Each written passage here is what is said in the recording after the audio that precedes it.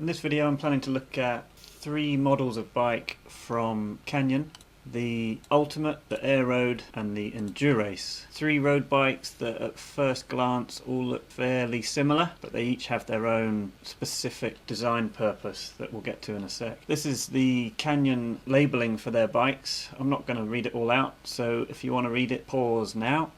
Okay, so first up is the Ultimate, and this bike is designed as the lightweight, nippy, zippy, fun climbing all-rounder bike. And here's a picture of Alejandro Valverde sprinting it up a mountain. So it's a fun bike that likes to do everything basically. Next up, Canyon Aeroad. This bike is all about aerodynamics, and I know this guy skiing's got nothing to do with bikes, but I thought it was a hilarious picture. Maybe one day we'll be riding bikes with helmets like that on. That could be quite funny. Anyway, here's a picture of Alexander Kristoff on his Canyon Aeroad giving it the beans. So it's a proper race bike. Next up, the Endurace. Obviously sounds a bit like endurance, and I guess that's kind of what it's for. So it's kind of about comfort, and it's about wanting to be able to do like 100-mile sportif and still being able to walk at the end if you're a normal person. Here's a picture of a guy doing a sportif, and he just had to have a little bit of a lie down, a little bit of a sleep before he carried on. So that's the Endurace. So what's the difference between all these three bikes, these three models? Well, using this cool overlay system in Photoshop,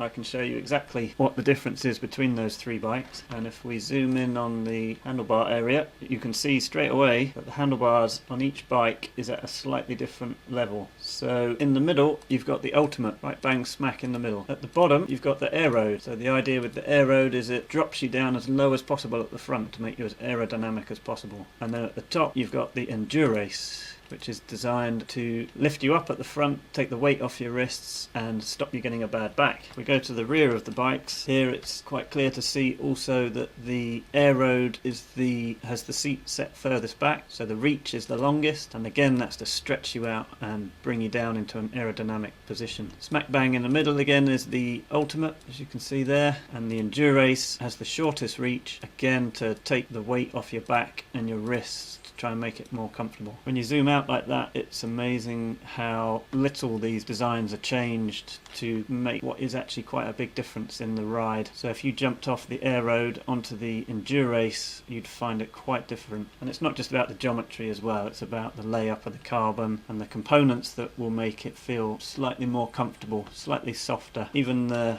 tyres on the Endurace are bigger and fatter. I think they're like 28s, 30s on the Endurace, whereas on the Aeroad probably 25s. So the next thing I did was I went to the Canyon website to see what builds are available for these models. I got a bit of a shock when I did that, because I realised that there's actually quite a few different builds, and in fact that's 52 different bikes, not including another 19 women-specific builds for the Ultimate, Aeroad and Endurace. That's a heck of a lot of bikes. So where to start? Well, I decided that if you happen to have a huge pile of cash lying around, you might as well start with the most expensive bikes in the range. So we're going to have a quick look at 6 bikes. It's basically the 2 Evo builds. Rim, disc, Aeroad. You can only get the disc in the Endurace, and then a bit further down price is the first Ultimate SLX disc.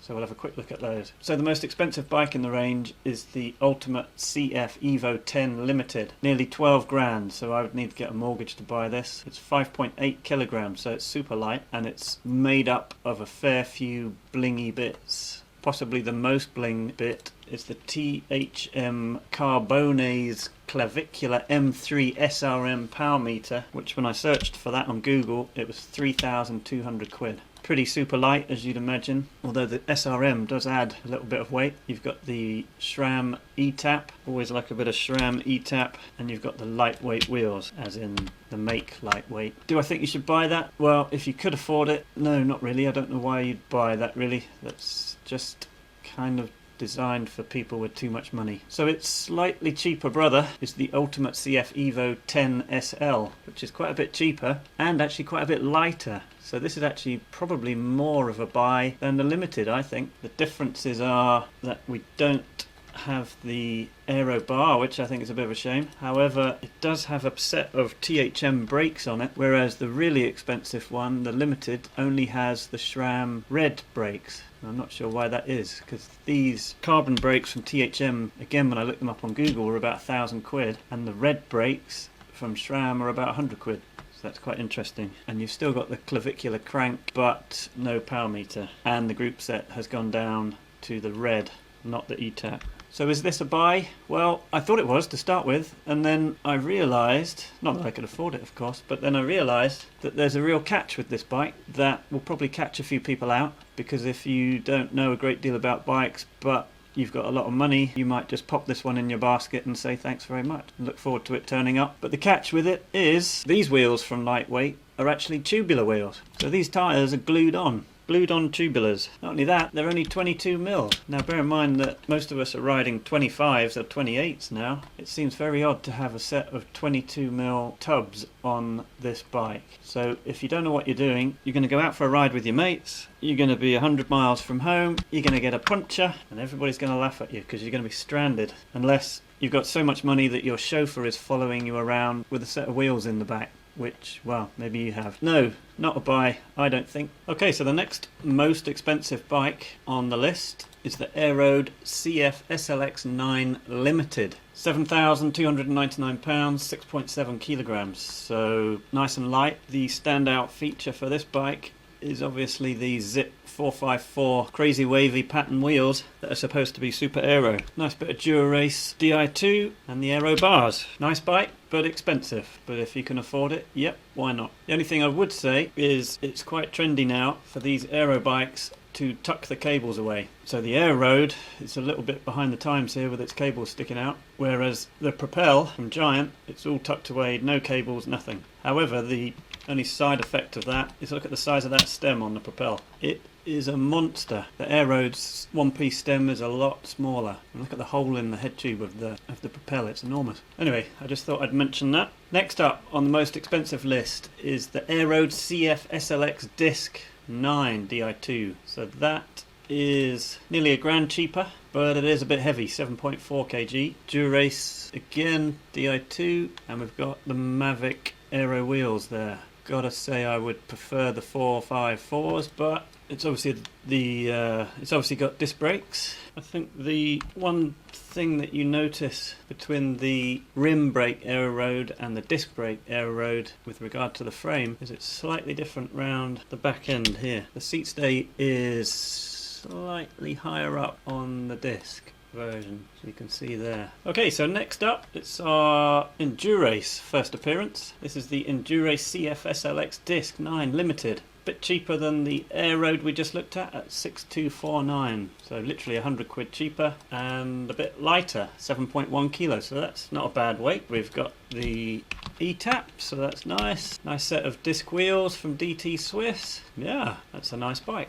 Expensive obviously, but nice bike. And if you look between the Aeroad and the Endurace, you can really see the big difference in the frame there. It's like lifting up at the front and getting shorter. Okay, so that's the Endurace. The last one we're going to look at of the most expensive ones is the first ultimate disc in the SLX range that we come to, and this is actually pretty good value when you consider the Evo. The cheapest Evo is at £9,000. So it's Di2 discs, obviously nice and light, 7 kilos, not a tragic price. Yeah, pretty good. Not got much else to say about that really. So that's all the most expensive bikes on the list, which most of us can't afford. So how did I then sort out the 52 bikes to work out which ones mere mortals could look at? The idea I came up with was on my website, and I'll put the link below for this. I created something I call the bike value calculator, and you basically put in the price of the bike, the weight of the bike, hit calculate, and it will give you a number out of 100. Below that are some popular bikes that you can have a look at to see what scores they got as a reference. So, winner, chicken dinner. Who came out on top? Well, I resorted the 52 bikes according to their bike value score. So this column here. So the first thing you notice is that most of the most expensive bikes gravitate towards the bottom of the value scale, apart from, weirdly enough, the Evo 10 SL with the weird tubular wheels, because that's so light, and actually for that kind of lightness the price isn't horrendous, that's actually put it in third place with regard to value. But of course, that's only good value if you're up for tubular wheels. So the winner, according to this list, is the Ultimate CF SLX 9 Pro. So let's have a look at that. And here she is. 4399, getting into the realms of possibility price-wise. 6.4 kilograms. That's a great weight, isn't it? So by the time you put some pedals on it and a race number, you might still be below the UCI weight limit. And obviously, as we saw, this scored the best bike value score. That's very high. So it's quite interesting that this bike came to the top of the list, value-wise, because there's only 2 bikes in the whole 52 that have got Campagnolo group set. This one with the record, and the other one, which is pretty high up on the list as well, that has got the super record. However, would I buy that? Having never used Campy stuff before, I think it looks great. I'd love to give it a go. Brakes are as well. I guess my only worry with it is spares. Obviously getting Shimano stuff is pretty simple. I've got a carrier bag full of cassettes that are all Shimano. I've got a few sets of wheels that are all Shimano. So would I go for this bike, which wouldn't be compatible with all those spares that I have? When it came to pulling the trigger, if I was ever going to pull the trigger on this, I would have to have a very strong look at a bike with a very similar score, very similar weight, 100 grams heavier, and in fact £50 cheaper, and that comes with Dura-Race. Just mechanical Dura-Race. If it came down to it,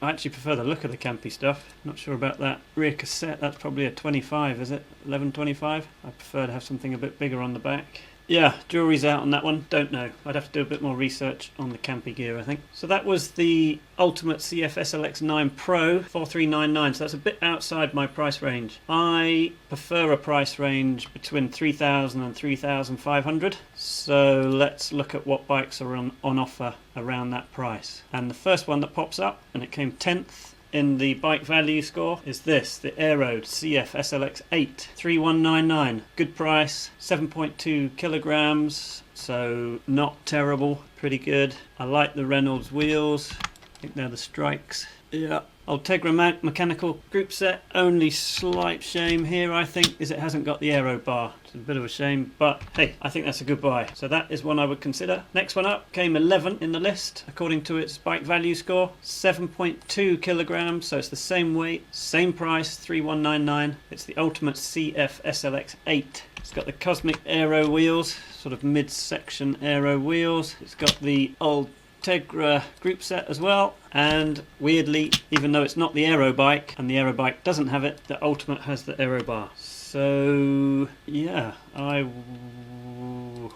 it's a tricky one, that one.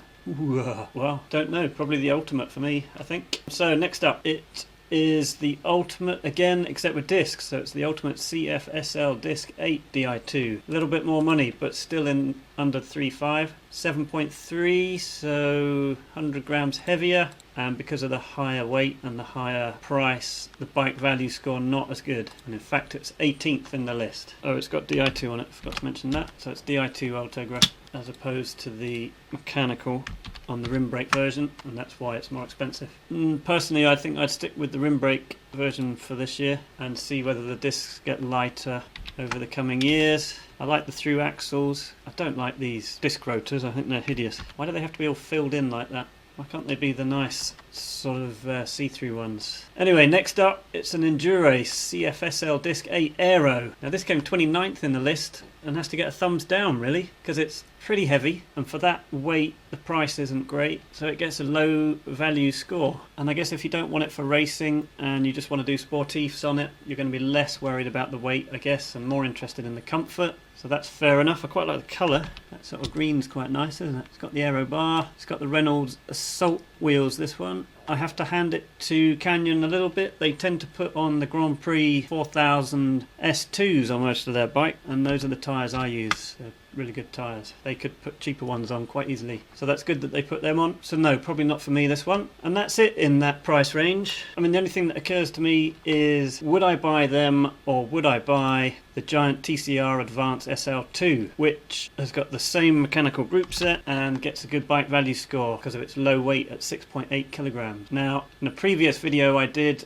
the Ultimate actually trumped the Giant, but at the time I didn't know how much the Giant weighed, because Giant don't actually put these weights on their websites. We had to find that on the Japanese website. So not knowing how much that weighed, I gave it to the Ultimate. Now I know that the Giant actually weighs less, so I'd probably swing towards the Giant now. Plus the big one for me is in the UK. I don't know whether they ship abroad, but website treads.co.uk offer 0% finance, which is £96 a month over 36 months, which is 3 years, which is about how long I would keep a bike for, and it's 0% finance, so you don't have to trump up 3.5 grand straight away, and that is a real bonus, and Canyon don't offer that at the moment when I made this video. Maybe it's something they'll do in the future, but that makes this a definite thumbs up from me. And in this video I think I've got to hand it to the TCR now that I know how much it weighs. That's a really good weight. Okay, so we looked at the winner as far as bike value scores went, but in second place, the bike in second place, I've had to label that as a star buy. It's the Ultimate CFSL 8, 1,999, 7.1 kilograms, and a great bike value score of 58.97. It is, I think, a slightly older frame design from Canyon, probably why it's a bit cheaper. There's the new one, old one. However, it's a great weight, and it's got the new Ultegra group set on it, so it's got a great group set on it, and it's a good weight. So I'm going to call this the star buy. And if you currently have a Halford Special in your garage that you paid about 300 quid for, at the time you thought that was a lot of money, but this one here, the Carrera Zelos, weighs 11 kilograms. Yeah, remember that, 11 kilograms. If that's what you're riding at the moment and you're looking to upgrade, boom, this puppy's nearly 4 kilos lighter than your Halford Special, and suddenly you're going to be able to keep up with all your mates on their fancy dancy bikes. So this is an excellent upgrade if you've been riding your Halford Special for say 6 months and you're loving your road riding and know that you're going to do it properly, then I think this is a star buy.